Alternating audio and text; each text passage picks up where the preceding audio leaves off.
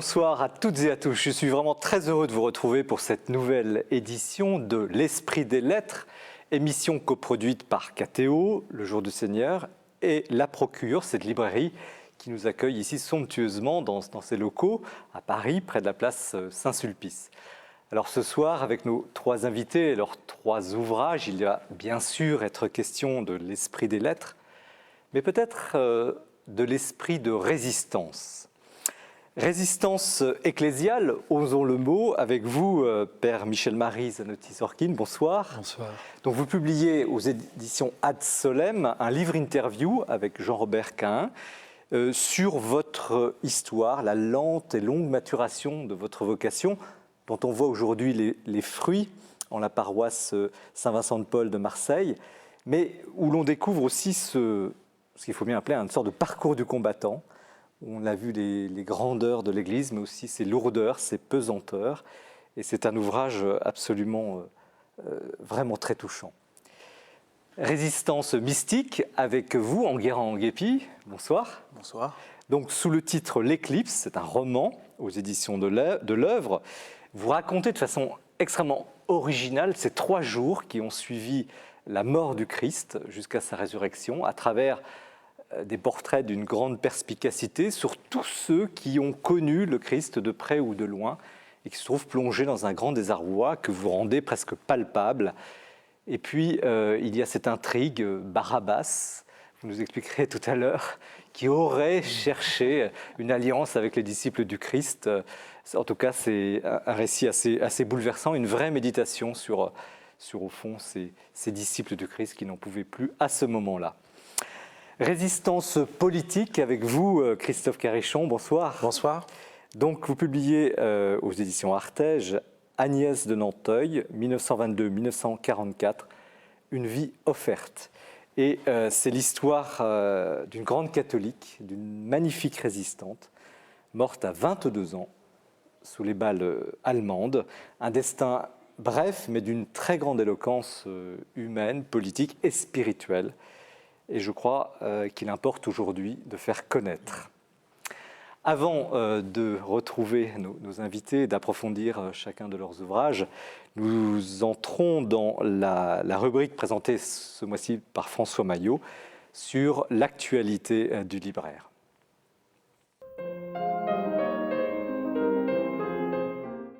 Vous le savez, les jeunes sont un souci permanent, un souci d'attention de l'Église catholique.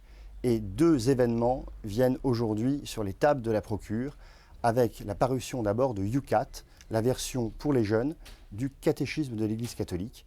C'est une version tout à fait remarquable, qui ne donne pas dans le jeunisme, qui est véritablement sous le mode question-réponse, qui est vraiment le meilleur mode de catéchèse, avec une sélection de paroles de l'Écriture, de paroles spirituelles de très haut niveau, qui viennent agrémenter la lecture du texte. Je crois que c'est véritablement un cadeau qu'il faut faire à tous les jeunes que vous rencontrez. Deuxième nouveauté très importante qui s'adresse aux jeunes, The Bible. Alors le Z de The Bible ne me convainc pas complètement, mais franchement, à part cela, le travail est tout à fait réussi. C'est la traduction que vous connaissez en français courant de la Bible, donc véritablement à la portée de tous. Et puis, il y a des notes en marge tout à fait remarquablement écrites, tout à fait simples et précises, et puis des parcours qui permettent de se rendre compte que la Bible, c'est quelque chose qui habite notre vie. Un parcours, par exemple, sur la liberté, un autre sur l'écologie, enfin, par exemple, sur l'étranger. The Bible, c'est chez Biblio. Voilà aussi quelque chose à offrir aux jeunes que vous connaissez. Pour les jeunes aussi, mais pour les moins jeunes, ce livre du père Guy Cordonnier, curé de la paroisse Notre-Dame de Versailles, Méditation sur les évangiles, chez Salvator. En fait, ça s'adresse beaucoup aux catéchumènes ou aux recommençants, et disons à toutes les personnes qui commencent dans la méditation de la parole de Dieu. Un autre livre dans un tout autre genre qui est vraiment passionnant, Gérard Leclerc, qui est un journaliste et essayiste de grand talent, comme vous le savez, publie aux éditions de l'Œuvre un abécédaire du temps présent. C'est autour de thèmes qui sont des thèmes d'actualité, qui nous occupent tous, un regard extrêmement percutant et toujours évidemment sous-tendu par le regard chrétien.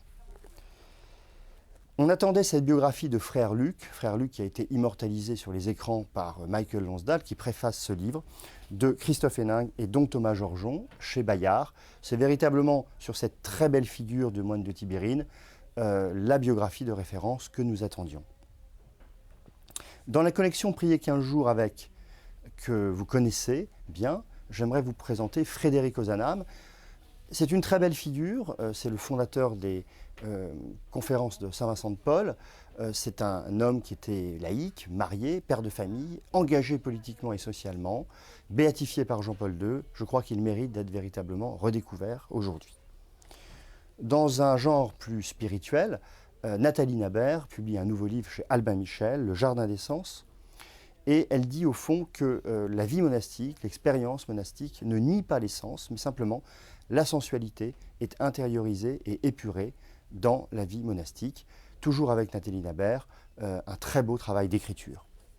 Enfin, j'aimerais conclure avec un livre que j'aime beaucoup, qu'on doit au père Maxio de Longchamp, qui est le fondateur du Centre Saint-Jean-de-la-Croix. C'est le plus grand, peut-être, spécialiste et connaisseur de la grande tradition mystique en France aujourd'hui. Question de vie spirituelle, pour tous ceux qui veulent s'engager dans la voie de l'oraison, dans la voie de la prière contemplative, dans l'approfondissement de la relation avec Dieu. C'est un livre tout à fait indispensable. Merci François Mayeux. Donc, Père Michel-Marie Zanotti-Sorkin, votre nom est un petit peu long à prononcer, on dira peut-être Père Michel-Marie. Vous racontez donc à travers cet ouvrage, livre interview avec Jean-Robert Quin, votre itinéraire, homme et prêtre, c'est le titre, tourments, lumière et confidence. Et effectivement, il y a des tourments, de la lumière et beaucoup de confidence. Mais avant d'entrer un peu dans son détail, dites-nous ce que vous faites vraiment aujourd'hui. Vous êtes prêtre à Marseille, prêtre diocésain. Je suis prêtre diocésain dans une paroisse qui se trouve au sommet de la Canebière, la grande artère marseillaise. C'est une paroisse qui est enserrée par des communautés à la fois musulmanes, juives, comoriennes. Et la présence chrétienne essaie, là, dans ce lieu, de continuer de témoigner de l'immense amour pour le Christ. En tout cas, vous êtes fait remarquer parce que quand vous êtes arrivé, d'après ce que j'ai lu, la paroisse était quasiment vide. Et maintenant, elle déborde. Vous avez, je crois, une affluence remarquable chaque dimanche, sans compter les jours de la semaine. Oui, mais vous savez, tout cela, il faut le dire tout de suite, nous le devons à celui qui est en haut. Je vous le dis bien simplement parce que la semaine dernière, notamment, j'ai reçu la visite d'un Chartreux. Ça m'a beaucoup marqué. Vous savez, des Chartreux à l'extérieur de la Chartreuse, on n'en rencontre pas beaucoup. Et il est venu me voir pour me livrer un de ses secrets. Eh bien, figurez-vous que il y a 45 ans de cela, il était venu à Marseille pour une consultation médicale et il était entré dans cette église. Et en entrant, évidemment, il avait été saisi par cette noirceur, parce que vous savez que ce bâtiment devait être aussi démoli. On pensait qu'il n'y aurait jamais plus de chrétiens dans ce quartier. Le diocèse avait voté, je crois, sa démolition. Oui, je crois que le diocèse aussi avait été favorable à sa destruction. D'autres temps. Aujourd'hui, les choses se présentent différemment. Et alors, ce Chartreux était entré, il avait repéré une religieuse qui était en train de prier devant la chapelle de la Vierge. Et là, il m'a dit, elle prie avec une très grande intensité, j'ai prié avec elle, mais ce qui est le plus saisissant, c'est que dans les 45 ans qui ont suivi, sans qu'il ne s'explique comment, régulièrement, il se retrouvait en esprit dans l'église et il priait pour sa renaissance, pour son renouvellement. Donc, vous voyez, je crois vraiment qu'il faut toujours rappeler qu'au-delà des instruments qui travaillent, parce que nous sommes quand même des pauvres, il y a ce mystère de la volonté de Dieu qui veut la renaissance de tel lieu ou l'abandon de tel lieu. C'est assez mystérieux. Vous voyez, moi, je suis convaincu que même parfois, lorsqu'on voit des œuvres qui ne se déploient pas, il y a 10 personnes, il y a 15 personnes, ça ne prend pas. Ce sont des œuvres qui viennent de la générosité humaine, mais qui ne sont pas strictement parlées voulues de Dieu. Et là, je crois que moi, je bénéficie de cette volonté divine. Vous citez d'ailleurs le cardinal Newman, récemment béatifié, justement sur les grandes œuvres se font finalement dans le secret. Dans le secret le plus total. En attendant, vous avez pris un balai, une pelle à poussière, vous avez commencé par nettoyer cette église. Oui, lorsque je suis arrivé dans l'église il y a 7 ans de cela, le cardinal Panafieux, qui était alors l'évêque de Marseille, m'avait dit « Surtout, ouvrez-moi les portes ». Et donc c'est la première chose qui me semble tellement fondamentale. Nous avons ouvert 12 heures par jour les portes et on continue. Vous savez que très souvent on dit il y a des vols, c'est pas possible. Eh bien oui, moi je suis convaincu que si l'église n'est pas ouverte, eh bien d'une certaine manière nous disons que nous n'avons rien à proposer, que ce que nous proposons est terminé, alors que là l'église est ouverte toute la journée, il y a des gens qui viennent. Nous n'avons eu pratiquement jamais de vol, il y a des gens qui prient et je vous assure que cette église permet et devient un instrument extraordinaire pour permettre la rencontre entre l'âme et Dieu. Et vous lui avez redonné quand même une apparence... Ah, on a beaucoup travaillé, on lui a rendu toute sa brillance, je dirais. Parce que comment voulez-vous que l'on croie que le Christ habite un lieu si tout n'est pas impeccable? C'est impossible. Et vous insistez sur le tabernacle, la blancheur même des linges. La blancheur des linges, mais bien sûr parce qu'au fond, c'est le détail qui fait la différence. C'est là qu'on se rend compte de l'amour que l'on porte aux êtres, aux choses. Et vous voyez, je crois que justement, si on pénètre dans une église où tout n'est pas impeccable, c'est impossible de croire en la présence glorieuse de Jésus. Et comment faites-vous à vous seul? Alors, il y a 60 laïcs quand même qui travaillent avec moi. Vous dites des baptisés dans le livre, vous dites pas des Oui, laïcs. je dis des baptisés parce que c'est vrai que je n'aime pas beaucoup ce terme. Mais Pourquoi? ce sont des personnes... écoutez, je trouve que d'abord, ils portent un peu... on a l'impression que ce sont des êtres qui ne sont pas directement liés à la foi. Quand on dit des laïcs, des êtres qui veulent rester dans une distance à l'égard de l'Église. Non, ce sont des enfants de Dieu, des baptisés, et ils travaillent, croyez-moi, comme des petites abeilles, tout au long de la journée, entre celles qui nettoient, ceux qui accueillent, ceux qui reçoivent les personnes. Je fais beaucoup d'efforts pour que chacun soit accueilli en cours de journée sur les 12 heures. Et vous-même, vous y passez combien de temps? Alors, si vous voulez, moi je crois aussi, vous voyez, que le sacerdoce doit être visible. Il faut que l'on puisse... C'est pourquoi vous portez, si vous permettez, une soutane? Oui, la soutane, je la porte en vérité pour les 96% qui ne viennent pas à l'église. Parce que vous savez, toute cette foule qui est à l'extérieur, qui ne va pas dans les églises, comment voulez-vous qu'elle ait la chance de rencontrer un prêtre ? Il faut que dans les bars où je circule, sur ce grand boulevard où je descends tous les jours, il y ait la possibilité pour tout le monde de venir vers moi, de me parler, de me confier quelque chose de leur vie. Cette soutane, mais elle est capitale. Ça se passe comme ça. Ça se passe comme ça. Et je pense, vous voyez, que nous devrions vraiment faire là un grand examen de conscience. Parce que nous sommes actuellement 15 000 prêtres en France, vous vous rendez compte? 9 000 sont actifs, je crois. Il y a aussi 40 000 religieuses. Je suis sûr que si tout le monde, par un décret qui tomberait du ciel, remettait sa soutane, prenait le voile, eh bien qu'est-ce qui se passerait? C'est que tous les jours, des personnes rencontreraient des serviteurs de Dieu. Et l'Église reprendrait sa place dans le champ social. Vous n'allez pas vous faire des amis en disant ça. Mais tant pis, moi je le dis pour le Seigneur et je le dis pour l'avenir du christianisme. Alors revenons un mot sur votre présence la journée, vous y passez quand même le matin, si vous voulez. Le matin, c'est moi qui ouvre l'église. Ça, j'y tiens beaucoup. À 8 h du matin, j'ouvre les grilles, c'est normal. Et il y a toujours des personnes qui sont là. Je suis heureux de les accueillir, de leur rendre le service qu'ils attendent. J'essaie d'aller dans leur sens, si vous voulez. Je me dis, il faut que le prêtre fasse plaisir à la personne. Il faut essayer d'aller jusqu'au bout de leurs désirs. Alors, souvent, il y a des confessions le matin jusqu'à 9 h. De 8 h à 9 h, donc je suis dans l'église. S'il n'y avait personne, ça peut arriver parfois, je prie, je suis là. Et puis ensuite, je vais prendre mon petit déjeuner. Je pense que vous l'avez lu dans mon livre. C'est un moment important pour moi, avec le sacristain, avec de grands jeunes qui viennent. Il y a peu de réunions, mais vous... Non, il n'y a pas du tout de réunions. À travers les déjeuners, les petits déjeuners, là, nous nous rencontrons, nous parlons, nous préparons la journée. Et en même temps, tous les gens du quartier aussi qui sont là, qui m'offrent souvent le café. On est là tous ensemble. C'est une famille, au fond. Une communauté. Et le soir, l'après-midi, vous revenez, alors, vous passez beaucoup de temps. l'après-midi, à 5 h, je reviens. Et là, je reste 1 h, 1 h 30 dans le confessionnal. Et là, je reçois...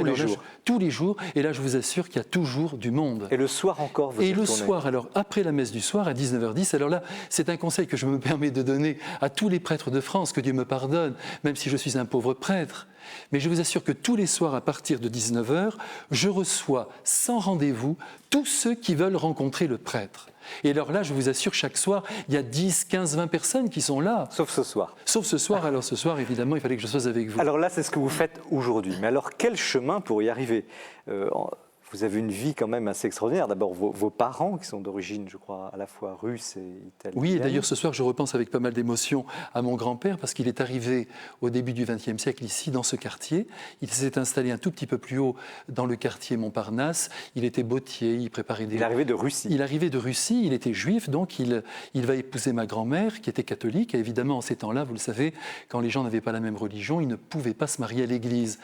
Vous n'êtes pas élevé précisément dans un milieu très religieux? Non, pas du tout, pas du tout. Mais aussi, du point de vue du judaïsme, c'était très, très étranger, si vous voulez, à la vie quotidienne. Il faut aussi que je rappelle que je ne suis né que 14 ans après la Seconde Guerre mondiale. Et dans ma famille, il y avait eu quand même pas mal de déportations. Et je pense qu'ils vivaient encore dans cette inquiétude d'un retour possible de l'antisémitisme. Si bien que nous n'avons pas du tout bénéficié de ces racines juives. C'est plus tard que je devais les découvrir. Maintenant, j'y tiens beaucoup parce que je trouve que ça me rapproche un peu de Jésus, de Marie, de la Sainte Famille. À quel moment vous étiez baptisé tout de même? À quel moment vous êtes... Oui, ma mère, plus exactement, ma mère a été baptisée à l'âge de 10 ans. Et vous voyez, c'est ça que je trouve tout à fait extraordinaire. Elle a été baptisée sans préparation. Mes grands-parents voulaient absolument qu'elle intègre une école qui était une bonne école de la ville de Nice. À ce moment-là, pour entrer dans l'école libre, il fallait être baptisé. Et ce que je trouve merveilleux, c'est que, vous voyez, à la première génération, après ce baptême, alors que mon grand-père n'avait pas la foi, ma grand-mère était très éloignée du catholicisme, ça donne un prêtre. Et si vous voulez, ça influe beaucoup aussi aujourd'hui sur ma manière d'accueillir tous ceux qui se présentent. Nous avons beaucoup de baptêmes dans notre paroisse, des baptêmes d'enfants, des baptêmes d'adultes, mais je pense que c'est dû à la volonté de les recevoir, de les accueillir, de ne pas attendre qu'ils entrent dans nos propres schémas. Là-dessus, vous êtes assez sévère sur ces longues préparations. Ah oui, je suis très sévère parce que, vous voyez, il y a beaucoup de gens d'abord qui abandonnent. Et puis pourquoi attendre aussi longtemps? Pourquoi un schéma fixe? Je regardais un peu dans l'Antiquité comment les choses se passaient. Pour les Juifs, ils étaient baptisés très rapidement. Et les païens, eh bien, il y avait des parcours qui étaient adaptés, mais assez courts. Et moi, vous voyez, dans ma paroisse, pardonnez-moi de citer notre paroisse en exemple, mais quand même, cette année, je crois qu'en 7 ans, nous avons baptisé plus de 130 adultes. Et cette année, 27 adultes ont été baptisés. Alors, vous avez été aussi, on avance dans votre vie, chanteur. Alors ça, c'est la grande surprise du livre. Paris, oui. Vous êtes à Paris, dans des endroits sans doute pas très éloignés d'ici, et le soir... Des cabarets, des pianos-bars, et le soir, je passe ma vie pendant 8 ans à chanter, à rencontrer cette humanité. C'est assez lié à ma vocation quand même. Parce que vous l'aviez déjà, votre vocation? Oui, depuis l'enfance, depuis que j'avais 8 ans. J'avais rencontré un prêtre tout à fait extraordinaire. Et dans des milieux les plus improbables, vous avez une petite Sainte Vierge posée sur le piano. Oui, bon, ben, ça c'est un fait qui m'a beaucoup marqué et qui m'a montré aussi que l'athéisme n'existait pas. Oui, j'avais une petite Sainte Vierge sur mon piano, sur mon clavier, et de temps en temps, mais très souvent, je la tournais vers les gens qui étaient là, qui demandaient à s'asseoir à côté du piano. Il y a toujours des gens qui veulent être près du musicien, et je leur disais assez souvent, ce soir, c'est pour vous. Jamais personne ne m'a fait une remarque. Jamais quelqu'un m'a dit « mais je n'ai pas la foi, mais vous savez, merci, mais tout cela ne me parle pas » Pas du tout. Même il m'arrivait parfois, vous savez, je dédicaçais une chanson qui m'était demandée, par exemple les feuilles mortes d'Yves Montand. Je disais « oui, comment vous vous appelez ?»« Jean. » « Ah, Jean, l'apôtre bien-aimé, celui qui était sur le cœur du Christ. » Personne ne m'a jamais fait une remarque. Vous étiez un artiste accompli, mais... déjà un apôtre. Je portais en moi cette vocation. Je ne savais pas du tout comment j'allais la réaliser. Alors, ça a été ensuite le parcours du combattant dont je parlais. Oui. Vous avez failli être dominicain. Je suis devenu dominicain pendant 4 ans. Voilà. Ensuite, franciscain pendant 4 ans. Et finalement, et puis ensuite, à Marseille, prêtre séculier. Alors, le temps passe. En un mot, pourquoi, dans ces 2 voies, vous avez fini par dire non? Et c'est là où nous sommes un peu dans la résistance ecclésiale dont je parlais tout à l'heure. Je crois que ce n'est pas du tout lié à ces ordres.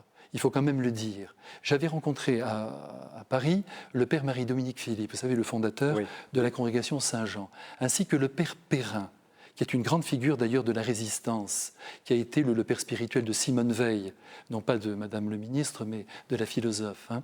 Et eux, je les avais rencontrés, j'avais trouvé qu'ils avaient une liberté très grande. Imaginez un soir ce père Philippe, en grand habit dominicain, débarquer au cabaret pour venir m'écouter. Imaginez une chose pareille. Et vous confirmez dans votre vocation d'artiste. Oui, pour me confirmer dans cette vocation et pour me dire que ce que je vivais était important. Il me disait toujours, mais restez dans ces lieux, combien y a-t-il de religieux? Mais il n'y a personne. Tous ces êtres, qui est-ce qui va les tirer dans le cœur du Fils bien-aimé? Et je me souviens que ce soir-là, il m'avait dit d'ailleurs, chantez-moi Édith Piaf, c'est un prophète. Alors comment voulez-vous que je ne sois pas attiré par la vie dominicaine? Parce que c'était quand même pas facile de m'intégrer. Alors je me suis dit, vous dites non. Je rentre chez les dominicains, tout se passe quand même bien, mais en même temps je sentais que ce n'était pas mon humus, si vous voulez. J'avais l'impression que je ne pouvais pas me sanctifier vraiment dans ce lieu. Même si tout était parfait, vous savez, les frères étaient très fraternels, tout se passait extrêmement bien, les études, vivre avec des gens intelligents, des gens cultivés, mais c'est magnifique. Et les franciscains? Alors, je décide de les quitter quand même parce que je sentais que ce n'était pas mon lieu. Je rejoins les franciscains parce que je suis tombé très amoureux de Maximilien Kolb et qui était évidemment, qui reste indemne devant un tel témoignage. Et là, je suis resté pendant 4 ans. Alors là, il y a eu pas mal de difficultés internes que je relate quand même dans le livre. Ouais. C'est peut-être pas la peine que je m'étende maintenant. Mais ce qui est sûr, c'est que j'ai senti, si vous voulez, qu'il fallait que je sois encore plus libre pour accomplir cette mission. Mais vous avez été quand même excédé, ça se sent dans le livre, par les atermoiements, disons bureaucratiques, la ligne, vous n'étiez peut-être pas tout à fait dans la ligne franciscaine, je ne sais quoi. Oui. On finit par vous dégoûter, presque à la limite de votre engagement définitif, vous avez dit. C'est vrai, j'ai couru le risque même d'abandonner, de revenir à Paris, de reprendre mon métier. Mais vous voyez, ce qui est mystérieux, c'est que je suis sûr que le Seigneur m'a conduit. Il a voulu que je traverse toutes ces réalités.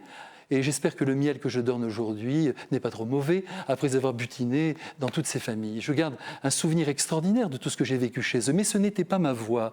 Ça, c'est assez mystérieux. C'est difficile à rendre compte de ce chemin que Dieu fait faire aux êtres, mystérieusement. Ce ne sont jamais des chemins linéaires, du moins pour moi, ça ne l'a pas été, et je ne le regrette pas. Et quel est votre secret ? Écoutez, mon secret, c'est d'abord de vouloir rejoindre ceux qui sont loin de la foi et de vouloir les atteindre. Vous voyez, je crois malheureusement que beaucoup de décisions que nous prenons dans l'Église, nous les prenons à partir de ceux qui sont à l'intérieur du bateau, alors qu'il faut s'occuper de ceux qui sont loin, qui ont besoin du Christ, qui ne sont pas du tout dans nos histoires internes. Le secret, c'est d'être avec la Sainte Vierge, bien sûr, dans ma vie. Ça, il n'y a pas de doute. Je vis avec elle, je vis à son service et j'essaie de faire rayonner son Fils. Mais voyez, un des grands secrets quand même de la paroisse, parce que c'est vrai quand même qu'elle a quand même un grand rayonnement, eh bien c'est quand même la liturgie, il faut quand même le dire. Quand j'entendais l'autre jour le cardinal Barbarin, qui disait que 60% des Français se déclaraient toujours catholiques, et il disait il n'y a que 4% qui pratiquent. Alors il disait, je pense qu'il avait tout à fait raison, on comprend bien son point de vue, il faut que les autres se réveillent, il faut que les autres rejoignent la pratique religieuse. Mais demandons-nous pourquoi ils ne la rejoignent pas. Parce que c'est là qu'il y a un problème, c'est que la messe ne les attire pas. Enguerrand-Guépy, vous avez travaillé sur les apôtres, l'intimité des apôtres. Quand vous voyez le père Saint-Orkin, vous êtes en face d'un apôtre ? Je pense que oui. Connaissant un peu Marseille, je pense que, je ne connais pas sa paroisse, mais je pense que le travail qu'il fait est vraiment nécessaire. C'est beau d'avoir des gens qui sont toujours capables de témoigner. La force du témoignage, c'est quelque chose d'extraordinaire. Si on n'a plus de témoins, eh ben, ça meurt quand même, hein. Il faut quand même bien se dire, hein. Donc que des gens soient capables de sortir, de s'afficher, de s'affirmer.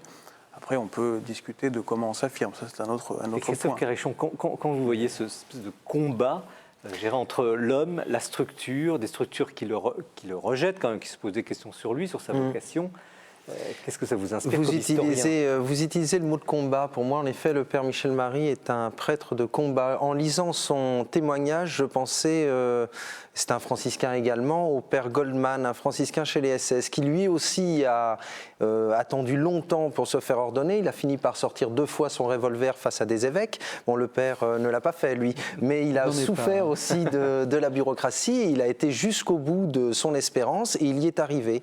Et je trouve que l'œuvre à la tête de laquelle il est maintenant est vraiment quelque chose de miraculeux.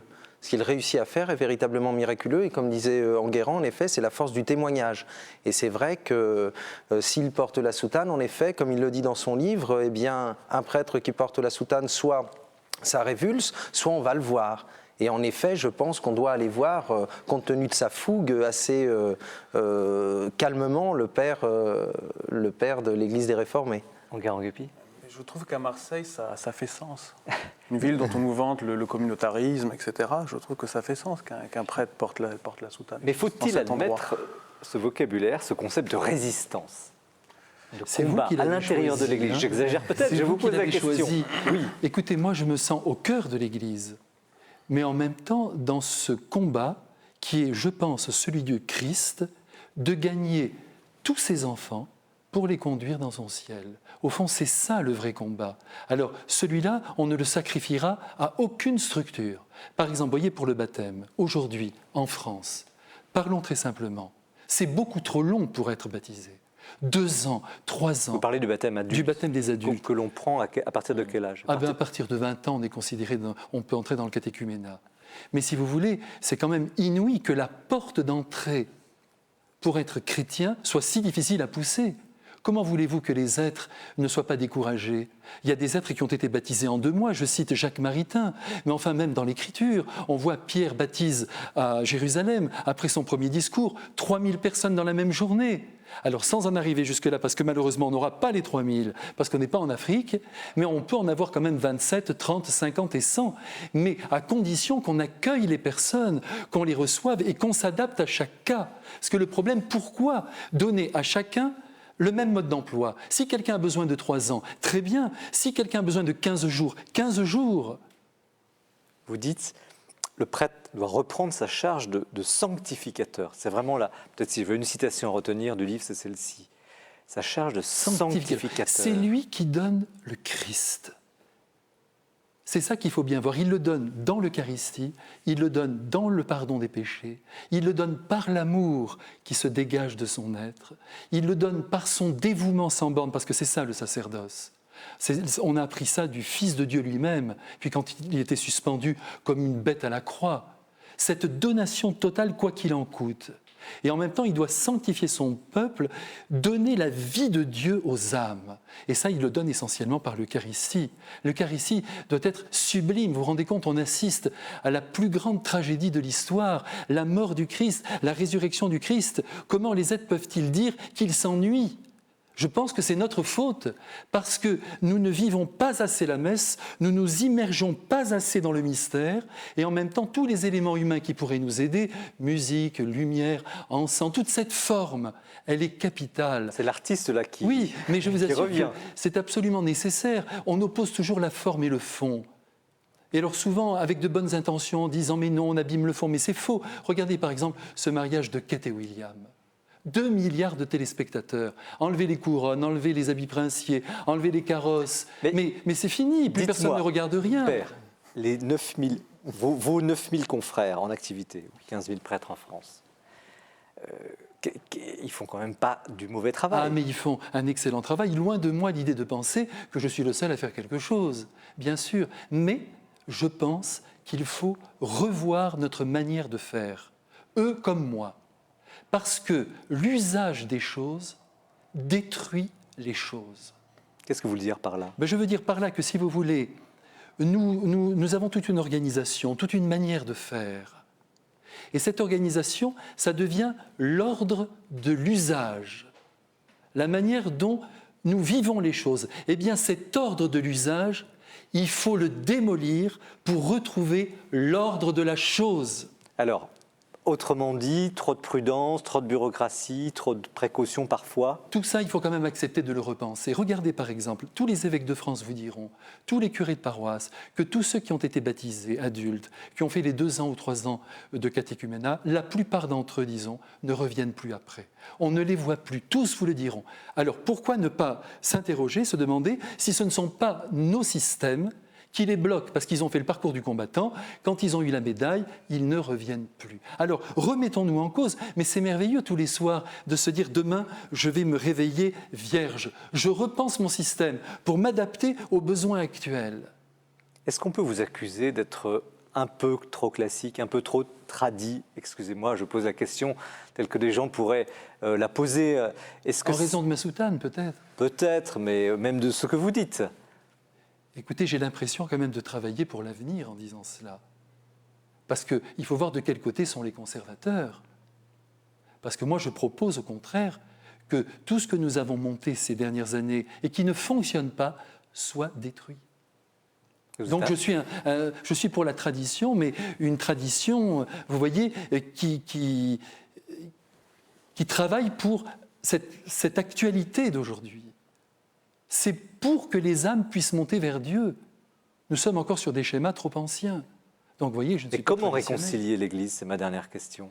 Réconcilier l'Église, elle l'est dans la mesure où nous sommes vraiment fidèles au Saint-Père, parce que je crois quand même qu'il faut se tenir derrière lui. Je ne connais pas d'entreprise aussi divisée que l'Église, c'est malheureux quand même. Alors que, normalement, nous avons reçu comme mission de nous aimer, de nous comprendre.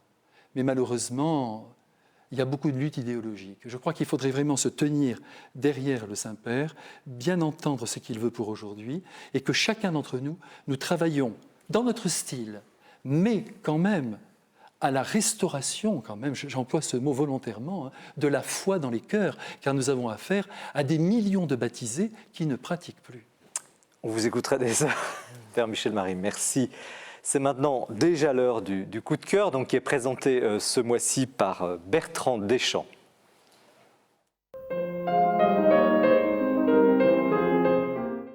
Il a passé près de 65 ans au Vatican. De 1908 à l'année de sa mort en 1972, il aura servi pas moins de 6 papes. Un record de longévité, c'est un Français, c'est le cardinal Eugène Tisserand, auquel Étienne Fouilloux consacre une magnifique biographie, d'autant plus bienvenue qu'elle comble une injuste lacune. Tisserand avec un T, il y tenait beaucoup. Un homme au caractère entier que ce Lorrain né à Nancy en 1884 dans une dynastie de vétérinaires et qui n'a pas attendu son ordination pour se consacrer à la passion de sa vie, l'étude des langues orientales anciennes. Il n'en parlait que 6. La suite est irréprochable. Après d'incessants voyages au Proche et Moyen-Orient, il est à la Curie, cardinal dès 1936. Pendant la guerre, il est un farouche anti-nazi. Puis il présidera avec autorité et organisation les conclaves de Jean XXIII et Paul VI.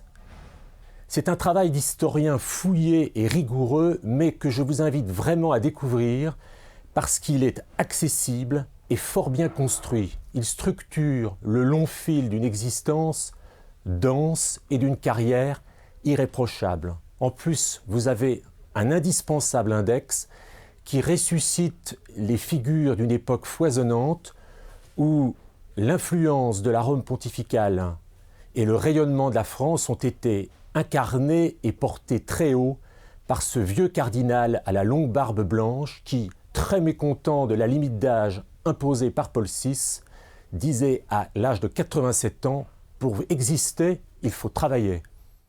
Merci Bertrand. Deuxième partie de notre émission avec Enguerrand-Guépy. Donc vous êtes l'auteur de L'Éclipse, un roman aux éditions L'Œuvre. Et il commence ce roman quasiment à la mort du Christ et vraiment pas à sa résurrection. C'est-à-dire que nous plongeons à travers des portraits dans la noirceur au fond, le désarroi des apôtres, mais pas seulement, de tous ceux qui l'ont connu, qui ont connu le Christ de près ou de loin, ceux qui l'ont combattu. Comment vous est venue l'idée d'un tel roman ? C'est long, je vais essayer de faire simple. En fait, le départ de ce livre, la genèse de ce livre, c'est une discussion avec mon éditeur qui m'avait plus ou moins proposé de réfléchir à un sujet autour des apôtres. Et lui souhaitait quelque chose qui aurait été les apôtres, leur première rencontre avec Jésus. Moi, le sujet comme ça ne me parlait pas. Je réfléchis, je travaillais un peu, c'était pendant des vacances. Et immédiatement, je ne sais pas, j'ai eu un flash, je me suis dit, le seul roman que moi je pouvais faire, mais qui me semblait vraiment... Je ne sais pas d'ailleurs pourquoi il n'a pas été fait avant. C'était vraiment un roman sur les 3 jours entre la Passion et la Résurrection. Vous aviez déjà un atavisme pour ce genre de sujet, parce que c'est pas banal. Je suis un converti, donc je ne sais pas si... Alors racontez-nous, vous ne le dites pas dans le roman. Non, parce que moi j'ai retrouvé la foi, enfin je suis un reconverti, on va dire ça simplement. J'ai retrouvé la foi à 20 ans en lisant Blois, en tombant dans une bibliothèque sur le journal de Blois. Et je pense que, notamment, la lecture du Salut par les Juifs entraîne quand même ce roman. Léon Blois. Oui, c'est évident que je pense, si je n'avais pas lu Blois, j'aurais pas pu écrire L'Éclipse. Même si maintenant, j'ai beaucoup de réserves sur Blois, pour plein de raisons, parce que j'étais trop proche de lui. Et je pense qu'à un moment donné, il faut se... Mais c'est votre premier roman, néanmoins. Vous avez fait une... En fait, j'ai écrit avant un récit autobiographique qui... plus ou moins raconte cela, mais c'est plus sur l'enfance et l'adolescence. Et vous êtes vous-même professeur ou dans le domaine littéraire ? Pas du tout. Oui, en fait, c'est avant d'écrire l'effervescence de la pitié, donc mon premier texte, j'ai fait 10 ans de théâtre. Donc j'avais ma compagnie, j'ai monté mes pièces notamment. Et le le théâtre un peu m'a fatigué et donc je suis passé plus maintenant dans l'écriture de romans, toujours l'écriture de pièces, mais plus de mise en scène. Nous sommes dans l'immédiat. des hommes de oui, théâtre. oui. Des artistes ce soir. Oui, oui. Père, comment avez-vous ressenti ce livre, cette lecture intime ce ressenti c'est remarquable, hein, vous entrez, c'est quasiment des portraits psychologiques successifs. Est-ce que ça vous a aidé à méditer là? Oui, comme un roman théâtral, un roman choral. Vous faites apparaître et disparaître tous les personnages, c'est extraordinaire. Vous voyez, je crois qu'il ne faut pas se dépêcher, me semble-t-il, de dire que c'est une fiction. C'est une fiction, tout à fait. Bien oui, que ce soit sûr. une fiction, vous voyez, moi je pense qu'il y a quand même une inspiration parce que vous vous êtes affronté à ces personnages que nous connaissons parfaitement, vous les avez retraversés. Vous voyez même votre Sainte Vierge, qui n'est pas du tout la mienne. J'étais très heureux de croiser la vôtre. Et elle m'a apporté beaucoup. J'ai pu mesurer la douleur qu'elle avait pu vivre pendant ces jours. Mais on sent vraiment que vous êtes un homme de théâtre et on aurait presque envie que le livre devienne une pièce. Écoutez, si le destin de ce livre continue, j'espère qu'il sera adapté. J'aimerais bien, en tout cas. Je travaille à ça. Je vais faire une confidence. Moi, quand j'ai lu le livre, je dis je ne vous connaissais pas. Je dis, cet auteur doit avoir quand même une certaine maturité, un certain âge pour pénétrer à ce point la psychologie intime de tous ces gens qui étaient autour de Christ. En tout cas, une grande méditation. Et je vous vois presque jeune homme. Oui, en plus, mais c'est quand même je suis frappant. barbu. Alors, c'est un livre vous avez médité beaucoup. Enfin, je ne sais pas comment l'avez-vous écrit. Je peux pas vous savez, c'est un peu un miracle ce livre. Hein. Non, mais je dis ça sans tomber après dans les clichés, parce que c'est quand même de la littérature. Mais quand on finit un tel ouvrage, je pense que je ne réalise même pas encore que j'ai pu aborder le sujet. Et je le dis honnêtement. Je surfe un peu pour parler le langage. Ce livre vous dépasse ? Vous imaginez un peu quand même. Déjà littérairement, faire une rentrée littéraire avec ça, c'est quand même un suicide. Hein. Peut-être pas, c'est peut-être dans l'air du temps. Non, mais si c'est mauvais, c'est fini. Hein, parce que personne. Mais c'est peut-être voilà, pas. Non, mais je pense que quand on connaît mon parcours, c'est très logique ce livre. Parce qu'il y a aussi beaucoup d'interrogations sur les origines du christianisme. Moi, du côté de ma mère, c'est une famille de déracinés, à la fois corse et pieds noirs. Donc, l'idée, par exemple, je pense que tout le livre est traversé par l'idée quand même de cette destruction du temple qui va arriver. Toute cette population, il me semble qu'elle est marquée par l'idée que ça va être la fin. Si le Messie n'est pas là, ça va être la fin. Donc, ils ne l'ont pas reconnu. Et je pense qu'intuitivement, ils le sentent quand même. Ils se sentent que c'est quelque chose d'exceptionnel qu'ils ont raté. Et l'idée que ça va être fini, et en effet, 30 ans plus tard, c'est fini. Et c'est la diaspora presque ultime. Hein. Donc, oui, je pense que par rapport à mes origines et les origines de ma mère, ça a joué. Le fait d'avoir cette culture de ce que c'est que les valises, et d'avoir le sentiment de ne pas être chez soi là où on est, je pense que oui, c'est... Est-ce qu'on peut se fier à ce que vous dites? J'interroge l'historien. Est-ce que quand même vous êtes inspiré, peut-être pas que des 4 évangiles, vous avez peut-être puisé chez les évangiles apocryphes ou... Un petit peu, mais pas beaucoup en fait. Est-ce que vous êtes... Il y a des passages, par exemple, sur Marie-Madeleine qui est seule... Après, il y a le romancier. Hein. C'est un roman. Bon, d'accord. C'est un roman, oui. Ou l'histoire de Barabbas, je sais pas, Barabbas, c'est un délire d'artiste. Hein. Oui, donc il sort de prison et il essaie de négocier avec tous les apôtres, en quelque sorte, et d'autres, pour reconstituer une force politique contre les Romains. Si vous voulez, il y avait soit on en fait vraiment, enfin là je parle du romancier, hein, soit on en fait vraiment une crapule infinie, et c'est qu'une crapule. Et j'étais quand même obligé de lui donner son poids d'amour à ce Barabbas. Il fallait que je cherche à lui trouver une petite noblesse quand même.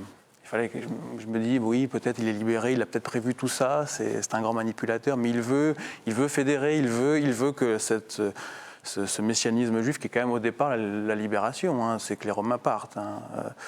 Oui, pourquoi pas. Sur le plan historique, ça vous paraît plausible ?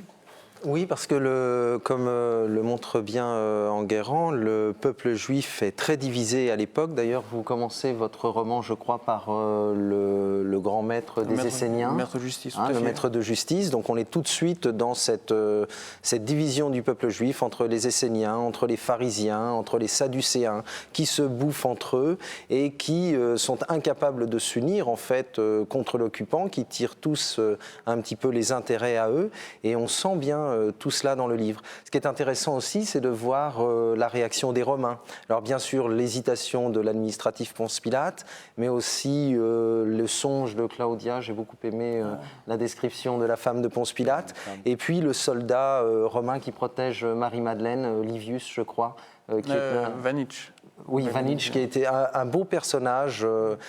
Tous les personnages, en effet, comme disait le père, sont des acteurs. On est dans une grande pièce de théâtre. Et en même temps, on a tous ces apôtres qui ont à ce moment-là perdu l'espérance. C'est ça qui est très fort aussi dans notre livre. On va y venir, mais avant voilà. terminons sur les portraits, parce que Marie-Madeleine, c'est un portrait bouleversant. Père, quel est celui qui vous aurait le plus marqué, ou vous auriez le plus appris? Vous avez parlé tout à l'heure de la Vierge, mais Barabbas tout à l'heure, ou je ne sais qui. Marie-Madeleine aussi, je trouve que vous avez admirablement bien rendu les dernières pages du livre, où vous la présentez au tombeau, avec cet être qui disparaît devant elle. Il y a une mise en scène extraordinaire.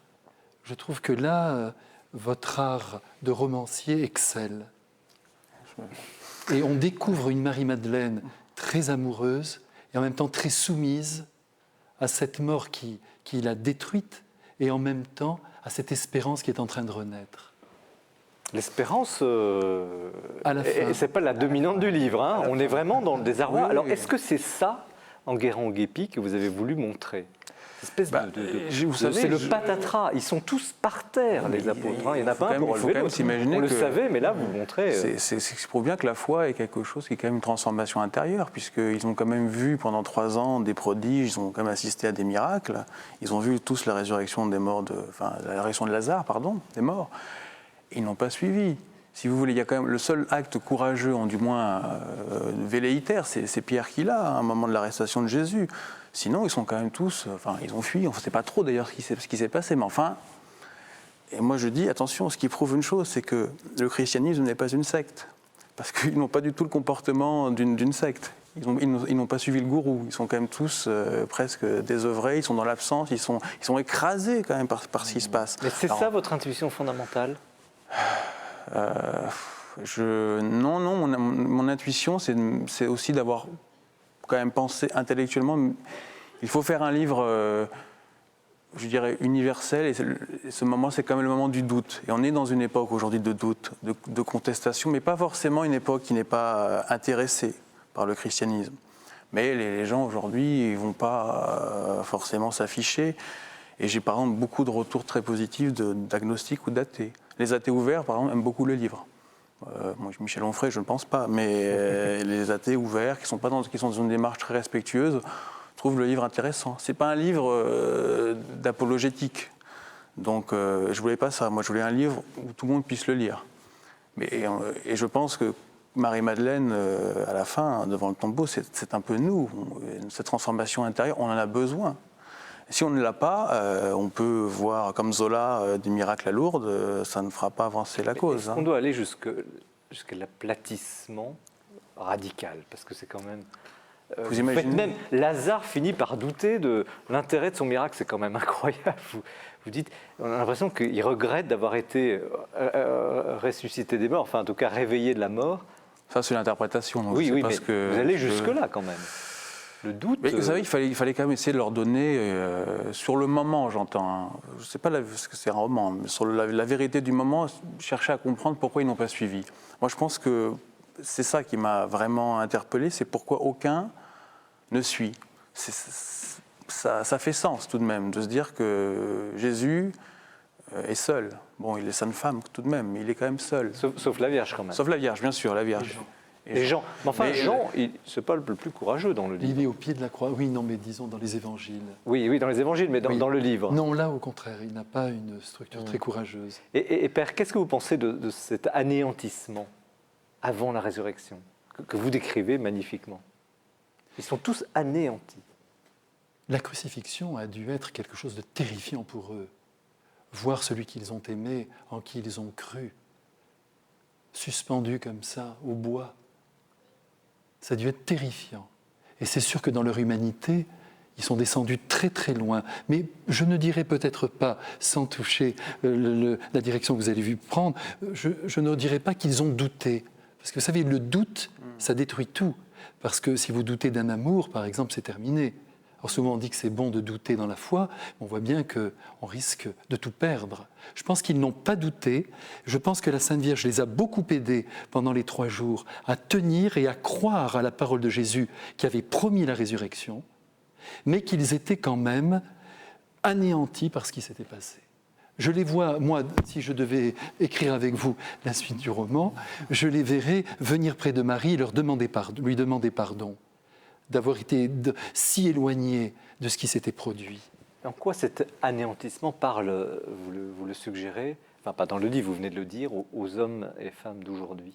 Ça les rejoint aussi dans ce qu'ils vivent, parce que regardez le drame de la mort.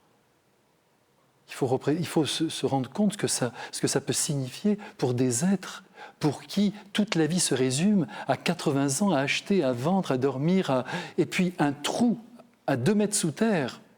Alors quand cette mort vient frapper, tous ces êtres sont dans un désespoir immense. Et je pense, c'est ce qui explique aujourd'hui cet état de délabrement général, y compris chez les enfants, parce qu'ils sont désespérés, c'est en eux, et les plus intelligents sont atteints par ce fléau, à la pensée que tout va se terminer. Et pourquoi, Enguerrand-Guépy, vous n'avez pas plus insisté ou pas plus mis en scène ou suggéré l'espérance de la résurrection? Pourquoi c'est si ténu à la fin? Je pense qu'à la fin, elle y est.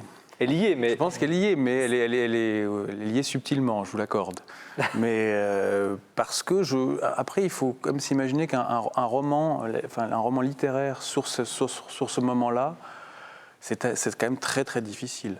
Il y a quand même un risque, c'est de tomber dans le saint-sulpicianisme. Hein. Je veux dire, en termes d'artistique, ça peut... préciser c'est cet art un peu pompier du 19e siècle, la fin du 19e siècle. On n'est pas très loin, mais bon, c'était quand même le risque de faire quelque chose qui soit un peu tarte à la crème. Je prends le personnage, je dis bien le personnage de la Vierge dans le roman, était le personnage le plus difficile pour moi. C'est un personnage qui était presque infaisable. Infaisable. Parce que c'est le seul personnage où vous êtes presque dans l'impossibilité de lui donner des sentiments.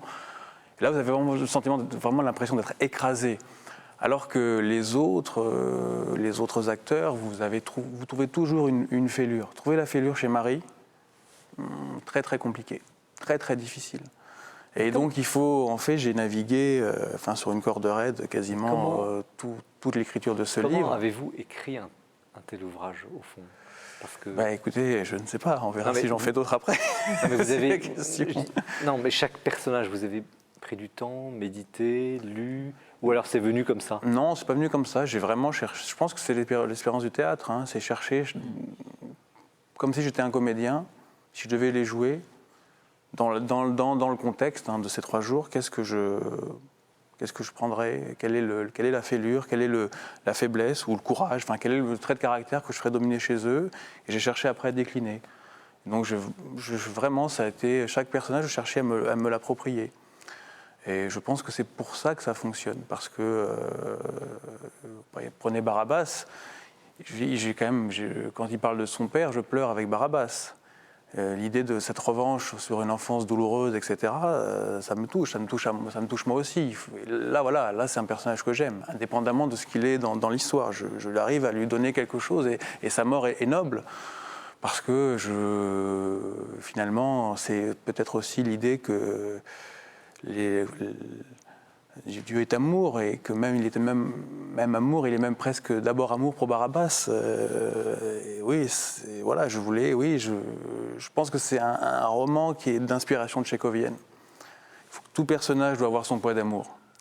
Parce qu'autrement, c'est dans le jugement, ou alors c'est une œuvre, c'est un essai, c'est autre chose. Et, voilà. Père, vous baptisez ces propos? Oui, alors là, plus que ça, je les canonise. Ah bon. Et Christophe Caréchon, cette ligne de crête entre la mystique et le combat politique, parce que c'est quand même ça aussi tout le long. Il y a la grande déception mystique, et puis en même temps, la grande tentation politique pour reprendre le pouvoir, avec Barabbas peut-être, ou contre lui. Bon. Est-ce que ça, c'est quelque chose, peut-être on parlera de votre ouvrage ensuite, oui. Est-ce que c'est quelque chose qui est constant dans ces âmes de combat, ces âmes qui se lèvent contre un ordre établi? Tout dépend justement s'ils ont un côté spirituel, mais je pense que dans le livre, on voit bien ces Juifs qui voulaient chasser les Romains et auxquels le Christ proposait autre chose. Donc on sent bien qu'ils n'ont pas tout compris en fait. Ils font un peu bande de bras cassés, tous ces apôtres. Puis n'oublions pas que saint Thomas, même lui, jusqu'au bout, on a eu beau lui dire mais si on a mis nos mains dans les blessures, il n'a pas cru, il a fallu qu'il voie. Donc je crois que même le doute a persisté ensuite, mais après. Les âmes les plus brûlantes, parce qu'il y a les bras cassés, mais il y a toujours des meneurs, les leaders, qui sont vraiment brûlants. Et est-ce que ce sont des gens qui aussi, comme ça, ou est-ce que c'est deux ordres très très différents? Je ne peux pas vous répondre là-dessus. Par rapport à même l'expérience que vous avez, on l'abordera de votre livre. Sur les résistants par exemple. Oui. Non, je n'arrive pas à déterminer quelque chose là-dessus, non. Et Enguerrand, cette problématique ou cette distinction est-elle théorique ou... Pour par exemple le personnage de Simon le Zélote, je pense que oui, ça c'est un débat intérieur chez lui. Simon le Zélote, rappelez qui il est pour... C'est un des disciples donc, qui a été zélote, donc qui a été un nationaliste juif de l'époque, qui voulait donc la libération...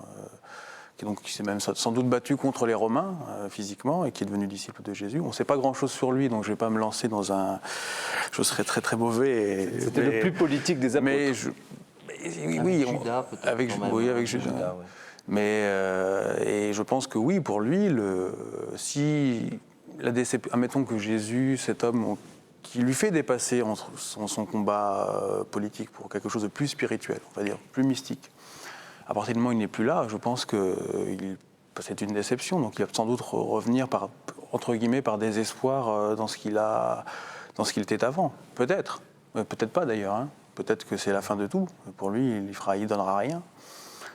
Donc non, mais je vois très bien votre désarroi par rapport à ça, mais je pense que c'est un. Je cherche à comprendre. Non, mais c'est un texte. Je pense qu'on s'imagine pas ce que ça a dû représenter tout de même. Vous imaginez quelqu'un qui revient des morts après 3 jours. Enfin, c'est quelque chose d'extraordinaire. Déjà, en soi, la résurrection de Lazare, c'est quelque chose qui dépasse l'entendement. Tout Jésus dépasse l'entendement, mais les miracles qu'il fait, c'est une époque hors norme. Est-ce que vous avez vécu cette année la Semaine Sainte différente, si c'est pas trop intime ou personnel, des autres années? Parce qu'après avoir écrit un livre comme ça, après avoir visité de l'intérieur ces 3 jours, du vendredi au dimanche de Pâques, on ne doit pas, ça ne laisse pas indifférent. Ça ne laissera pas indifférent Écoutez, le lecteur. je vais peut-être vous décevoir. Je crois vraiment que chez moi, il y a le livre. Et il y a l'Enguerrand chez lui, spirituel. Ça n'a presque rien à voir avec le livre. Oui, mais vous avez une méditation quand même, vous avez nourri quelque chose. Oui, mais maintenant, c'est loin, en fait. C'est très étrange. J'ai écrit ce livre, mais il est loin. Il ne m'appartient plus. Oui. Donc, vous y avez mis beaucoup de vous-même quand même. Je veux dire, ayant rendu le texte quand même il y a 1 an, sorti en octobre, déjà pour Pâques, c'était presque... il y avait l'actualité. Alors parlons de Pâques précédentes. Ah oui, là c'était ardu, là. C'était les corrections du texte, c'était compliqué. J'aimais pas du tout cette époque en fait. C'était un Pâques très, très de souffrance là. C'était une passion. Oui, c'était une passion. Non, mais c'est un texte qui m'appartient plus maintenant. Père, ça vous surprend, cette attitude un peu de distance C'est ce que par rapport à l'œuvre ressent, ce que Enguerrand ressent, ce détachement aussi peut-être très beau. Nous, notre avantage maintenant, c'est que nous connaissons quand même la fin de l'histoire. Au-delà du roman que vous nous avez offert, nous savons, notamment à travers les Actes des Apôtres, à quel point ils ont racheté toute cette désespérance éventuelle qu'ils auraient connue pendant ces 3 jours. Ils ont tout racheté par un élan, une ferveur extraordinaire, jusqu'à jouer leur vie. C'est ça qui nous réjouit aujourd'hui. On vit de leurs témoignages. Et en même temps, je crois qu'ils nous soutiennent lorsque nous baissons un peu les bras aussi. Est-ce qu'on n'a pas envie, quand même, sur ces sujets-là, la passion, la Semaine Sainte, cette souffrance, cette part obscure, au fond, du christianisme, de la tenir à distance, de ne pas trop la regarder? Et ce serait justement l'intérêt de ce livre, de nous forcer à mettre le nez, si je puis dire, dans cette période peu glorieuse, quand même, des apôtres. Et pourtant, le crucifié, a toujours été considéré comme le livre par excellence, capable de tout nous faire comprendre. Oui, mais aujourd'hui, Père, on n'a plus envie de le regarder. D'ailleurs, vous Oui. le dites vous aussi. On n'a plus envie de le regarder accroché comme un animal sur une croix, suspendu. Mais ce sont des hommes au départ. Ils ne sont pas venus saints comme cela. Et à cette époque-là, ils ne sont pas saints encore. Je veux dire, j'aurais pas pu, je pense, écrire ce roman après la résurrection. Parce que là, les questions dogmatiques auraient été très fortes, ça aurait été compliqué. Là, c'est un moment charnière où tout est, pour eux aussi, c'est leur destin qui va suivre se joue. Leur liberté était aussi peut-être de fuir, de ne pas accepter, etc. D'abord, ce sont des hommes. En plus, qui héritent d'un passé juif, qui a déjà été marqué par énormément de souffrances, de diaspora. Enfin, ils sont baignés là-dedans, ils sont baignés dans les souvenirs de la sortie d'Égypte, de ce que ça a été l'esclavage là-bas. Enfin, il faut s'imaginer tout ce que ça peut représenter les Romains à ce moment-là dans Jérusalem, puis les luttes politiques entre pharisiens et sadducéens. Enfin, Mais où commence la sainteté, Père ? C'est dans l'expérience de cet anéantissement vers la suite. C'est avec ça dans ou la c'est contemplation, après ? dans la contemplation de cet anéantissement. Parce que voyez, nous savons que c'est à ce moment où apparemment tout est perdu. C'est épouvantable. C'est à ce moment-là que le monde est sauvé. C'est extraordinaire comme nouvelle. Nous apprenons qu'à l'heure la plus cruciale, c'est le cas de le dire, la plus terrible de notre vie, c'est là que se fait le plus grand engendrement. C'est là, au fond, que Dieu naît dans nos propres vies, au moment même où nous sommes anéantis. Et je crois que ce n'est pas pour rien si nous terminons, au fond, en charpie, parce que la vie humaine se termine mal dans la plupart des cas. Justement, il faut que nous redescendions de cette autonomie extraordinaire que nous avions, et c'est au moment où on a l'impression que tout est perdu que la vie triomphe. Enguerrand ? Qu'ajouter à ça. Mais juste sur le livre, je crois que tous ces personnages ont leur noblesse. Et si je devais défendre ce livre pour l'éternité, je dirais que c'est ça. Ils ont leur noblesse. Malgré le désespoir, malgré le doute qui peut les assaillir, il y a quelque chose de noble en eux. Et c'est donc pas étonnant que l'histoire les ait consacrés par la suite, je trouve. Christophe Caréchon, vous relevez le livre, là, vous le... Oui, je rejoins ce que dit le Père. Ils sont tous appelés à la sainteté. Et à la fin, vous faites un lexique. Et tous, quasiment, meurent pour leur foi, ils meurent martyrs. Donc, la quasi-totalité des apôtres et des disciples. Donc, je crois qu'après la résurrection, justement, ils sont pleinement devenus les disciples du Christ. Et ils sont allés jusqu'au bout, jusqu'à donner leur vie pour celui qu'ils aimaient, suivant la belle parole de Saint Jean. On a envie de méditer, d'ailleurs, c'est vrai, c'est un livre extrêmement assez bouleversant, assez touchant. Merci Enguerrand Guépy pour ce roman, L'Éclipse aux éditions de l'Œuvre. Et c'est maintenant l'heure du portrait qui est présenté ce mois-ci par Jean-François Rode, le directeur de cette grande librairie.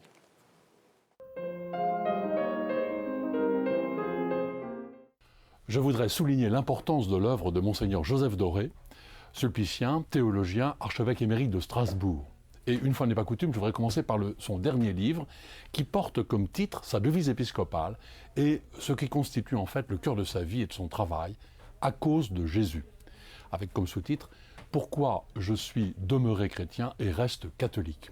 En fait, c'est une autobiographie intellectuelle et spirituelle. Elle est passionnante parce qu'elle est très personnelle. Joseph Doré essaie de dire quelle est sa foi, comment il est devenu croyant et comment sa foi s'est affinée à travers l'itinéraire de sa vie. Et donc on reparcourt la pénurie d'après-guerre, les internats de cette époque, la décision d'être prêtre, les combats en Algérie, la décision d'entrer dans la compagnie de Saint-Sulpice pour devenir formateur de prêtres. Et puis toute la formation à Paris, à Rome, en Allemagne, tous les débats intellectuels des années 60, Et puis évidemment, le travail de théologien, en particulier à Paris, pendant des décennies, en prenant de plus en plus de responsabilités. Et puis, la nomination inattendue pour lui à Strasbourg, et la rencontre donc à ce moment-là de l'Alsace et du ministère épiscopal. Donc c'est passionnant parce que c'est une vie personnelle, mais à travers cette vie, cet itinéraire, on reparcourt toute l'histoire de l'Église de ces dernières décennies. Et le livre se termine en prenant les sujets brûlants, les questions qui fâchent, et de manière très claire, très courageuse, avec beaucoup de finesse, vous l'imaginez, et surtout beaucoup d'équilibre et beaucoup de solidité. Pour le travail proprement de théologien, je mets en avant évidemment la collection Jésus et Jésus-Christ. Le Jésus de l'histoire, le Christ de la foi. Monseigneur Doré a fondé et dirigé cette collection 100 livres, c'est une œuvre considérable. Je cite donc surtout les livres qui viennent de paraître, qui sont sur les colloques, l'un à Strasbourg, l'autre à Paris, qui conclut en quelque sorte le travail de la collection, et on attend le numéro 100. Si vous voulez goûter à la théologie de Monseigneur Doré pour des livres plus courts, prenez La grâce de croire aux éditions de l'Atelier, en particulier le livre consacré à la théologie et celui consacré à la révélation. Enfin, si vous voulez un tout petit livre, petit par la taille, mais grand par la synthèse, prenez Jésus-Christ dans la collection Foi vivante. En l'an 2000, le comité du Grand Jubilé a demandé à Monseigneur Doré de diriger le livre des merveilles. C'est comme une sorte de légende dorée pour aujourd'hui. Des vies de saints, mais pas seulement, des grands témoins. 365 histoires vraies où l'on voit Dieu agir dans le monde. C'est un livre qui a eu beaucoup de succès et qui mérite d'être encore aujourd'hui une référence. C'est en fait, bon, vous voyez, 365 jours, on peut lire chaque jour un de ces beaux textes, et c'est en fait un livre de chevet. Enfin, je voudrais terminer par l'œuvre en cours, la collection La grâce d'une cathédrale. Quand il était archevêque de Strasbourg, Monseigneur Doré a eu l'envie de faire le livre le plus beau, le plus complet sur la cathédrale de Strasbourg. Histoire, architecture, peinture, sculpture, orgue, tout. Mais toujours recentré sur l'importance de la cathédrale comme cœur du diocèse et cœur de la cité. Ce livre a eu un immense succès en Alsace, ce qui a donné l'idée, en fait, de faire une collection. Maintenant est paru Reims, et beaucoup de livres se préparent. Je vous assure qu'il y aura de belles choses. L'œuvre continue. Merci Jean-François Rode. Donc je rappelle que Monseigneur Doré, je vous annonce que Monseigneur Doré sera sur ce plateau le mois prochain. Je vous rassure, pas avec tous ces livres, en tout cas, il sera là comme l'un des 3 invités. Christophe Carichon, vous êtes donc l'auteur historien, l'auteur de Agnès de Nanteuil, Une vie offerte, donc 1922-1944, récit d'une vie aussi brève qu'éloquente de cette jeune et belle jeune fille résistante. Alors racontez-nous en quelques mots cette vie. Alors c'est une jeune fille que j'ai rencontrée lorsque je rédigeais ma thèse sur le scoutisme. Dans une boîte d'archives, un petit papier, une fiche d'inscription à un camp école préparatoire de Louveteaux pendant la guerre pour les cheftaines. Et cette petite photo d'une jeune fille où j'ai appris par la suite qu'elle était morte sur le chemin des camps. Alors j'avais quelques portraits dans ma thèse, j'ai voulu en savoir un peu plus parce qu'une jeune fille résistante, c'était pas si commun que ça à l'époque, même si maintenant on écrit beaucoup de choses là-dessus. J'ai donc contacté la famille et là je me suis rendu compte que j'étais en face d'une femme d'exception. Elle était née dans un milieu très privilégié puisque du côté paternel c'était une famille de moyenne noblesse normande, les Labarre de Nanteuil. Noblesse d'épée, fidèle au comte de Chambord et ultramontain. Et du côté de sa mère, c'est-à-dire qui était fidèle au pape en opposition au Roland de gallicanisme, donc Église de France qui existait encore à l'époque. Et puis du côté de sa mère, elle appartenait à la famille des Cochin, donc l'hôpital Cochin, mais également les ministres et députés de Paris et du Nord. Et cette petite fille qui naît, et ça fera plaisir au père, le jour des stigmates de Saint-François d'Assise, en septembre 1922, va connaître une enfance dorée jusqu'à l'âge de 14 ans et demi, où là, elle vit un véritable choc spirituel à la suite d'une retraite de Saint-Ignace, adaptée évidemment pour les adolescents, déjà à l'époque, dans les années 1930, où elle va décider de changer et elle se choisit une devise de devenir une chrétienne, une femme de caractère et de tout donner pour les autres. Donc à 14 ans et demi, elle a ce choc, cette véritable conversion, où elle va essayer ensuite de monter pour être meilleure en fait dans sa famille. La volonté, vous le dites, a une très grande importance dans son cheminement, dans son édification. Dans son éducation d'abord, mais aussi dans son édification spirituelle. Dans son éducation, puisque déjà dans les deux familles, on constate que les mères de famille sont de grandes chrétiennes et pas des chrétiennes mondaines. La grand-mère d'Agnès est déjà dans les années 1890-1900. Elle baigne les malades à Lourdes. Son grand-père est brancardier, donc la famille a cette familiarité déjà avec l'effort.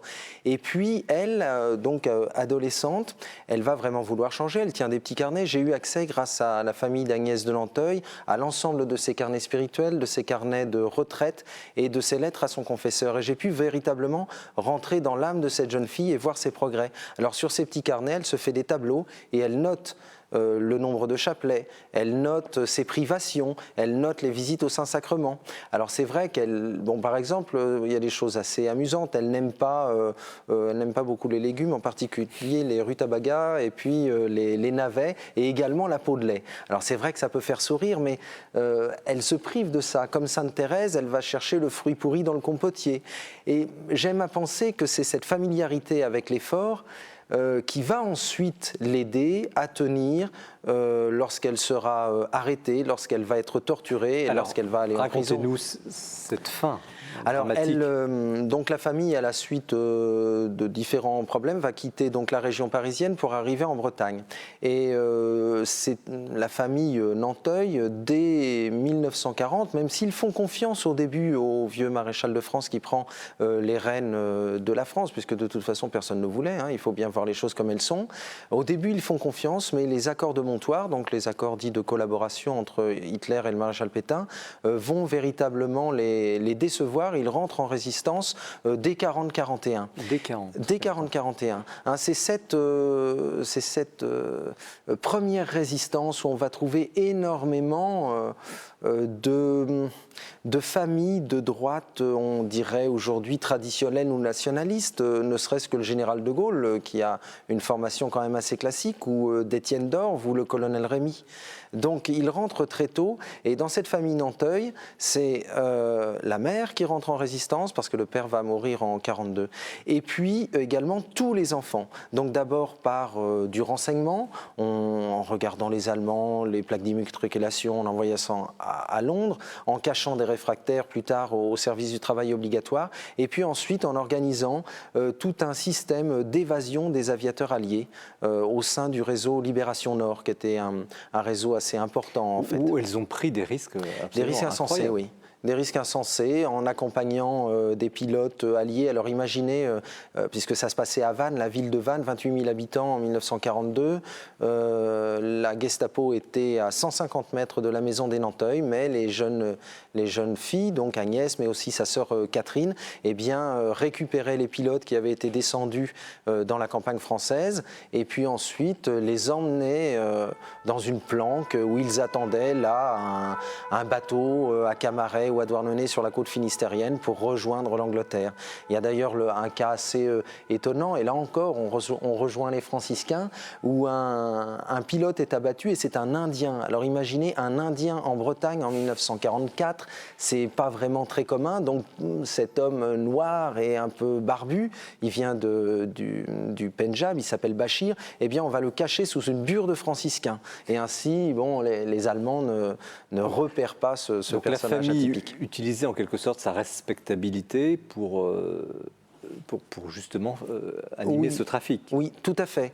D'ailleurs, l'ancien maire de Vannes, qui avait été révoqué par le régime de Vichy, et qui était radical-socialiste, bouffeur de curés, comme l'on disait avant la guerre de 14 et pendant la guerre de 14, eh bien, s'est retrouvé avec la vicomtesse de Nanteuil dans ce même réseau. C'est ça qui est assez étonnant. Et j'ai retrouvé dernièrement l'un des neveux d'Agnès de Nanteuil qui m'a beaucoup aidé à retrouver dans les papiers familiaux la lettre d'un instituteur communiste, ancien résistant, qui était dans le même réseau et qui écrit, c'est au moment de la querelle de l'école en 1947 déjà, il écrit à un autre homme politique, il lui dit « il faut qu'on oublie nos tracas, nos divisions ». Et je me souviens de cette famille Nanteuil avec laquelle j'ai combattu l'occupant, et je me souviens de l'âme immortelle d'Agnès de Nanteuil, et il dit « il faut se souvenir de ce temps où les Français s'aimaient ». Et je trouve que cette phrase est très très belle, ça a été retrouvé tout récemment. Il emploie le terme d'âme immortelle. Oui, tout à fait. Et il dit que l'action de la belle Agnès de Nanteuil guide toutes ses actions, le souvenir plutôt d'Agnès de Nanteuil, ses actions, ses pensées. Il a une lettre quasiment spirituelle. C'est assez étonnant. Parce qu'un jour, tout bascule. Tout bascule, oui. Fin 43, Agnès, qui veut s'engager encore plus, va devenir agent de liaison, c'est-à-dire porter des plis entre les grands chefs de la résistance.